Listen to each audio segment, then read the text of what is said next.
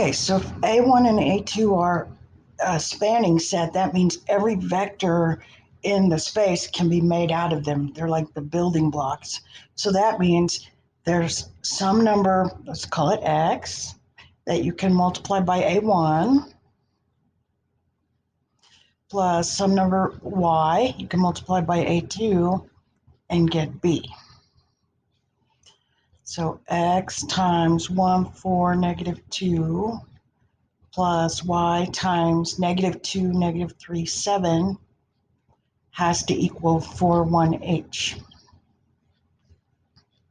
Okay, so that just gives you a system of equations to solve. We just got to find what x and y are, and then we'll be able to tell what h is.